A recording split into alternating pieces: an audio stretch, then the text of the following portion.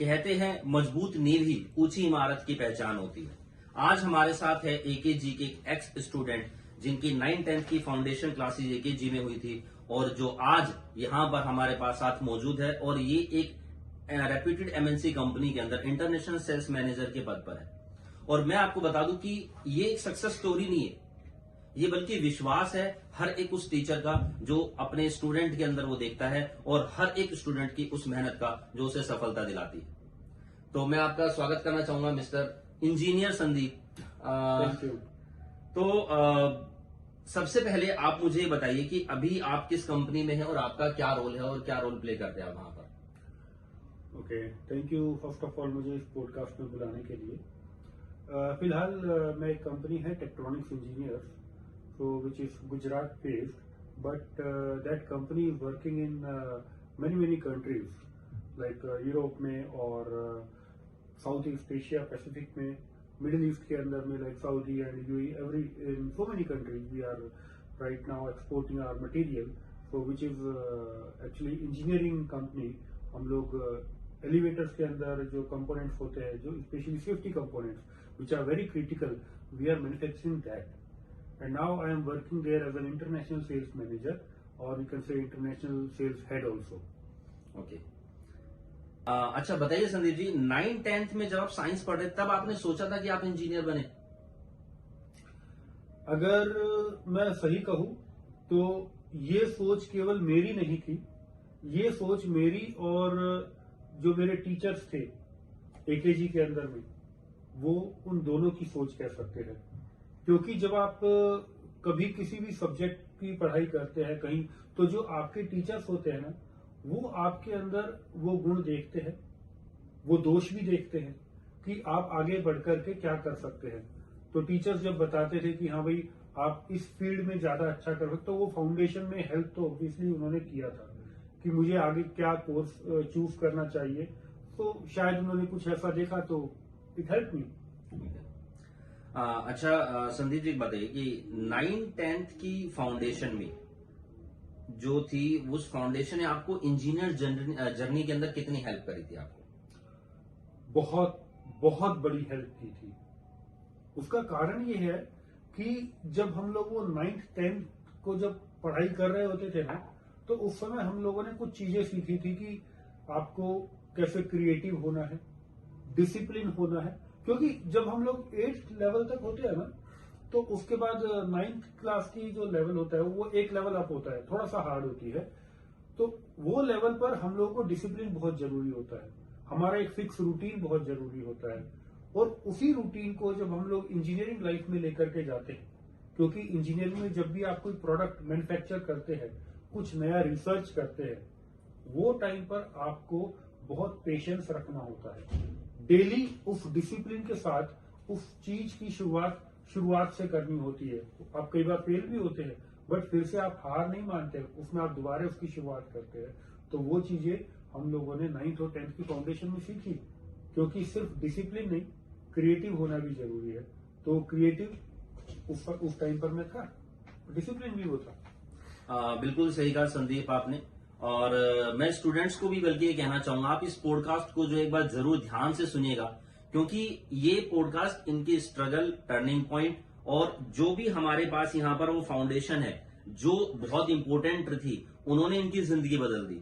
तो आप भी प्लीज उस चीज को थोड़ा सा ध्यान से सुनिएगा कि क्या बोल रहे हैं, क्योंकि कल को आप भी डॉक्टर्स बनेंगे, इंजीनियर्स बनेंगे स्टूडेंट्स। अच्छा, तो इसी के रिस्पेक्ट से आप मुझे बताइए कि क्या जो फाउंडेशन आपकी एक अच्छी स्ट्रॉन्ग फाउंडेशन हुई, तो अगर वो अच्छी स्ट्रॉन्ग फाउंडेशन ना होती तो शायद वो डिफरेंस क्रिएट करती आज की आपकी इसकी लाइफ में? देखिए, अगर ये फाउंडेशन स्ट्रॉन्ग नहीं होती तो इट्स वेरी ऑब्वियस कि शायद मैं इस जगह आज नहीं होता। पर वो फाउंडेशन जो बनाई एकेजी ने मेरे साथ, मुझे हेल्प किया वो चीजें समझने में, सीखने में, वो आज मुझे अभी तक हेल्प करे। और आई थिंक वो शायद सिर्फ अभी नहीं, वो थ्रू आउट द लाइफ मुझे हेल्प करेगी आगे और बढ़ने में। जी बिल्कुल, ऑब्वियस बात है, ऐसा रहेगा। अच्छा, ये बताइए कि आपकी इस जर्नी में स्टूडेंट लाइफ से लेकर के आज आप बहुत अच्छा करियर अपना जो है अचीव कर चुके हैं और अभी और आगे बढ़े, हम विश करते हैं ऐसा। तो सबसे बड़ा स्ट्रगल क्या था और आपने उससे कैसे ओवरकम किया? क्योंकि हमने सुना है कि कोई भी जो सक्सेसफुल लाइफ होती है कुछ ना कुछ स्ट्रगल रहती है। कुछ ऐसा स्ट्रगल था या आपने किस तरीके से उसमें टर्निंग पॉइंट थे, वो चीजें बताइए, कैसे आपने स्ट्रगल से ओवरकम किया? देखिए, अगर स्ट्रगल की बात करूं तो शायद मुझे ऐसी कोई स्ट्रगल याद नहीं आती। उसका कारण ये है कि मुझे वो जो मेरी फाउंडेशन की बात हुई ना, एकेजी के साथ जो स्टार्ट हुई, वो फाउंडेशन इतनी स्ट्रांग थी। अगर फाउंडेशन स्ट्रांग होती है ना तो स्ट्रगल नहीं होती। बट हाँ, टर्निंग पॉइंट की बात मैं आपको बता दूं कि जैसे मैंने शुरुआत में बताया कि मैं क्रिएटिव भी था। तो वो जो क्रिएटिविटी की जब ओवरऑल क्रिएटिव कहना कि यहाँ पे सिर्फ ये क्रिएटिव होने से मतलब कि ओवरऑल आप एक स्टूडेंट के अंदर जो देखते हैं, मुझे मेरे टीचर एकेजी मुझे याद है 10th क्लास में स्पेशली जो मेरे साइंस के टीचर थे, उन्होंने मुझे बताया था कि आप केवल एक फील्ड तक या एक सोच तक मत सीमित रहो, अपने फील्ड को बढ़ाओ। कि फॉर एग्जाम्पल कि अगर एक ही सवाल को सॉल्व करने का सिर्फ एक तरीका नहीं बताते थे, वो मुझे कई तरीके बताए कि एक सवाल को आप 2 से 3 तरीके से सोच सकते हैं, सॉल्यूशन कर सकते हैं। तो क्रिएटिविटी स्टार्ट होती है जब वहां से। तो वो चीज मुझे बाद में टर्निंग पॉइंट हुआ कि पहले मैं प्योर इंजीनियरिंग फील्ड के अंदर ही था। I was helping my industry in the engineering field for the production, for the research. But later on I found कि शायद मैं एक और फील्ड में और अच्छा कर सकता हूं। तो मैंने सेल्स में स्टार्ट किया अपना जर्नी। तो वहां पे वो थोड़ा जो मैंने क्रिएटिविटी सीखी थी, वो जो डिसिप्लिन सीखा था, उससे अपने उन एक्सपीरियंसेस का यूज करके मैंने सेल्स फील्ड में आगे बढ़ना शुरू किया। और आज स्काई इज द लिमिट। तो अभी मैं शायद कल को और कोई अगर मुझे फील्ड मिलेगा तो शायद उसमें भी स्टार्ट कर सकता हूँ। अच्छा मिस्टर संदीप, बताइए कि क्या सही गाइडेंस और सही टीचर सक्सेस में डिफरेंस क्रिएट करते हैं? एब्सोल्युटली, ये बहुत जरूरी चीज है। फॉर एग्जाम्पल क्या होता है कि अगर आजकल मैं बच्चों को पढ़ते हुए देखता हूं, तो कुछ बच्चे ऐसे होते हैं कि जो ऑनलाइन स्टडीज आजकल करने लगे हैं। ठीक है, उसमें क्या होता है कि उन्होंने एक क्लिक किया, एक क्वेश्चन टाइप किया, उसका आंसर आ गया, या ऑनलाइन कोई टीचर पढ़ा रहा है, तो उसमें वो वन वे कम्युनिकेशन होता है। उन्होंने आपको बता दिया और आपने वो सीखा नहीं सीखा वो सामने वाले को पता नहीं लगता।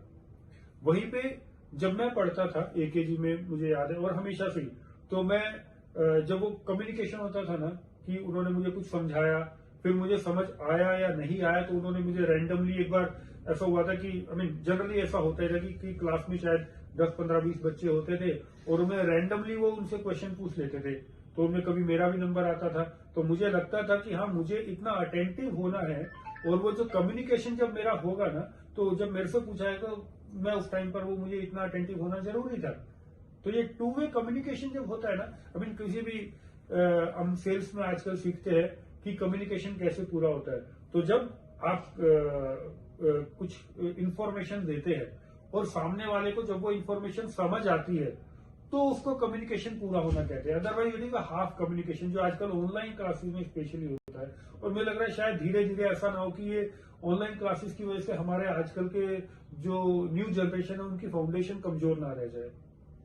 ये बहुत अच्छी बात बताई है कि ये जो वन वे कम्युनिकेशन है ना, ये किसी भी स्टूडेंट्स को ग्रूम करने में ना बहुत दिक्कत दे रहा है। और ऐसा हम लोग भी फील कर रहे हैं। हमारे पास बहुत सारे पेरेंट्स के इश्यूज आते हैं, कंप्लेन आती है, उसके रिस्पेक्ट्स में भी हमारे को यहाँ पर ये चीज पता चलती है। अच्छा, एक चीज बताइए कि जैसे कि अभी आपने बताया 9th 10th में कौन सी स्टूडेंट हैबिट ऐसी होनी चाहिए जो उसे अपने डेवलप करनी चाहिए, जो बाद में उनकी कॉर्पोरेट लाइफ के अंदर काम आता है? आई थिंक सबसे जरूरी जो रूटीन को अगर हमें देखना चाहिए कि अगर आपने एक रूटीन लाइफ, एक प्रॉपर रूटीन बनाया है, एक डिसिप्लिन बनाया है अपनी लाइफ का। जैसे आप 9th 10th की क्लास में जब आप पढ़ते हैं, क्योंकि 8th क्लास तक मैंने बताया पढ़ाई थोड़ी सिंपल होती है, इजी होती है। बट जब आप 9th में जाते हैं, 10th में जाते हैं, जहाँ पे बोर्ड होते हैं, बोर्ड के एग्जाम होते हैं, वहां पे आप ऐसा नहीं कर सकते कि आपने बस किसी भी टाइम आप सो कर उठ रहे हैं, किसी भी टाइम पे आप पढ़ाई कर रहे हैं, किसी टाइम पे आप खेलने निकल रहे हैं। नहीं, आपका एक प्रॉपर रूटीन होना चाहिए। वो रूटीन के साथ ही आपको पढ़ाई करनी है, उसी समय खाना है, उसी समय सोना है। वो जो आप डेली का एक रूटीन बना के चलते हैं ना इस टाइम पे, वो कॉर्पोरेट लाइफ में बहुत काम आता है। बिकॉज कॉर्पोरेट लाइफ में भी ऐसा ही होता है। आप एक रूटीन टाइम पर ऑफिस जाते हैं, वहां पे वर्क करते हैं, अपनी उस लाइफ को एक जो रूटीन लाइफ है उसमें आप वहां पे अच्छे से काम करके आते हैं, अपनी इंडस्ट्री को एक वैल्यू देते हैं, आपकी इंडस्ट्री को आगे बढ़ाते हैं। अपने वर्क कल्चर को आगे बढ़ाते हैं। बिल्कुल, इसी को शायद मैनेजमेंट बोलते हैं, ठीक है। और हम भी ये स्टूडेंट्स को सिखाते हैं। देखो, मैनेजमेंट का मतलब होता है जब आप इक्वल सब्जेक्ट्स में इक्वल लेबर करते हो और इक्वल मार्क्स गेन करते हैं, this is called the management. ऐसा नहीं आप एक ही सब्जेक्ट में काम कर रहे हो। और वही मैनेजमेंट ही रूटीन है आपकी पूरी डेली वर्क रूटीन की, पूरी डेली वर्क जो भी हैबिट्स होती है, क्योंकि वही आप लोगों को इस चीज में आपको हेल्प दिलाती है। जैसा मैं भी स्टूडेंट्स को बताता हूँ कि 3 चीजें बहुत ज्यादा जरूरी है, रीड, रिवीजन और रिविजन। लेकिन सबसे ज्यादा जरूरी चीज है ये तीनों चीजें, चौथा आर यानी कि रेगुलर। ये चीज रेगुलर जरूर होनी चाहिए, इसी को हम लोग यहाँ पर मैनेजमेंट बोलते हैं। संदीप जी, आपसे एक चीज और पूछना चाहूंगा कि 9th-10th में आपको एकेजी में कौन सा पढ़ाई का तरीका है जो सबसे आपको बहुत ज्यादा हेल्पफुल लगा? अगर मैं बताऊं कि मुझे सबसे ज्यादा अच्छा ये लगता था कि 2 तरीके। एक तो मुझे एक ही सवाल के 2 से 3 तरीके बताए जाते थे, और उसमें अगर एक तरीका समझ नहीं आता तो मैं पूछ लेता था, because I was very upfront कि मुझे समझ आया है या नहीं आया। और जो टीचर्स भी मुझे ओपनली पूछते थे कि अगर आपको समझ आया है या नहीं आया तो आप दोबारा पूछ सकते हैं, और नहीं आता है तो वो दूसरा तरीका बताते, दूसरा नहीं आया तो तीसरा तरीका बताते। तो वो जो तरीका था कि आप एक ही सवाल के कई तरीके से आंसर निकल सकते हैं, तो जो मुझे बेस्ट समझ आता था वो उसको मैं फिक्स कर लेता था। और फिर टीचर को भी समझ आता था कि ये तरीका इसके लिए ज्यादा बेस्ट है, तो स्पेशल फोकस एक स्टूडेंट के ऊपर वो किया जाता था कि इसको ये वाले तरीके से ज्यादा अच्छा समझ आता है, तो उसी तरीके को फिर वो कंटिन्यू करते थे मेरे साथ में। तो वो, और शायद वो बाकी बच्चों के साथ भी सेम ही होगा, क्योंकि मेरे साथ तो यही था कि मुझे एक तरीका फिक्स हो गया था कि इसको ये समझ आता है। तो teachers help me a lot. और दूसरा तरीका ये था कि एक क्रिएटिविटी होती थी, थोड़ा सा किसी चीज के एग्जाम्पल्स अच्छे दिए जाते थे कि ये इसमें बेस्ट हो सकता है। जो इंटरेक्टिव तरीका मैं कह सकता हूँ कि प्रैक्टिकल एग्जाम्पल्स दिए जाते थे, वो सबसे अच्छी बात है कि किसी चीज को ऐसा नहीं कि सिर्फ थियोरेटिकल बताया जाए, प्रैक्टिकल एग्जाम्पल्स भी बहुत होते थे, और कई बार तो प्रैक्टिकल लाइफ के एग्जाम्पल्स भी होते थे। बिल्कुल। और मैं आप स्टूडेंट्स आपको बताना चाहूंगा, देखो आज का ये जो पॉडकास्ट है हर एक उस स्टूडेंट के लिए है जो बहुत बड़ा सपना देखता है। जहां पर हमें संदीप सर की पता चला कि स्टोरी का क्लासरूम से कॉर्पोरेट तक का जो है, ठीक है। और मैं बहुत बहुत थैंक्स आप लोग का बोलना चाहूंगा, आपने आज अपना एक वैल्यूएबल टाइम दिया। लास्ट टाइम एक मुझे बताइए कि कोई भी एक मैसेज स्टूडेंट्स के लिए जो उनको हेल्प करेगा, किस तरीके से अपनी वो लाइफस्टाइल को या अपनी स्टडी लाइफ को मेंटेन करे प्लीज। मेरा मानना है कि आप अपने टीचर्स से शेयर कीजिए कि आपको कहाँ पे प्रॉब्लम आ रही है। अगर वो शेयर करते हैं ना, जब तक वो कम्युनिकेशन पूरा करते हैं, तो वो नया तरीका आपके लिए ढूंढ के लाते हैं। और ये पॉसिबिलिटी तभी होता है जब टीचर आपके सामने है। आप स्पेशली, मतलब मैं कहूंगा कि आप ऑनलाइन कुछ स्टडीज करते हैं ना, उसमें आप उस सामने वाले पर्सन को नहीं बता सकते कि आपकी प्रॉब्लम क्या है, और उसको समझ भी नहीं आएगा और समझेगा भी क्यों। आप अपने टीचर के सामने बैठिए, उनसे अपनी प्रॉब्लम शेयर कीजिए कि मुझे ये प्रॉब्लम आ रही है, वो आपको सॉल्यूशन दे सकते हैं, और जब सॉल्यूशन मिलेगा ना तो आप आगे बढ़ेंगे। बहुत बहुत धन्यवाद संदीप आपका। और आप बताएंगे एकेजी में आपके सबसे फेवरेट टीचर कौन थे? अगर मैं किसी एक का नाम लूंगा ना तो शायद ये हो जाएगा कि बाकी टीचर्स में क्या मेरे फेवरेट नहीं थे। अगर मैं एकेजी के पूरे पैनल की बात करूं ना तो शायद एक भी टीचर ऐसा नहीं था, क्योंकि मुझे लगता है कि वहां पे सब टीचर्स बहुत सिलेक्टेड थे और बहुत अच्छी नॉलेज थी, और वो स्टूडेंट्स को जानते थे, समझते थे। तो अगर एक टीचर का नाम लूंगा ना तो शायद वो बाकी के साथ अन्याय होगा, और शायद पूरे ही पैनल में, बिकॉज मेरा कोई सब्जेक्ट ऐसा नहीं था जिसमें मेरे मार्क्स कम आए हो। मेरे सभी सब्जेक्ट में 99 के आसपास मेरे मार्क्स थे, तो सभी ने मुझे बहुत अच्छा पढ़ाया था, and all were very good. अभी जैसे मैंने आपको बताया स्टूडेंट्स के, और संदीप की जो सक्सेसफुल जर्नी रही है क्लासरूम से कॉर्पोरेट तक की जो है, और उन्होंने आज आपको इतना अच्छा गाइड भी किया, तो उसके रिस्पेक्ट्स में एक छोटा सा रिवार्ड हमारी तरफ से जो है संदीप के लिए जो है, please. Thank you so much, thank you so much. Thank you Sandeep for coming जो है। और आपको बताना चाहूंगा कि नीट और जे के क्रैश कोर्स भी हमारे पास यहाँ पर स्टार्ट होने वाले हैं, उसके लिए आप रिसेप्शन पे इंक्वायरी कर सकते हैं। और प्लीज चैनल को आप यहाँ पर सब्सक्राइब करिए, वीडियो को लाइक करिए, और किसी भी तरह कोई भी डाउट्स हो तो प्लीज आप उसके लिए कमेंट्स करिए। थैंक यू बच्चों। Thank you.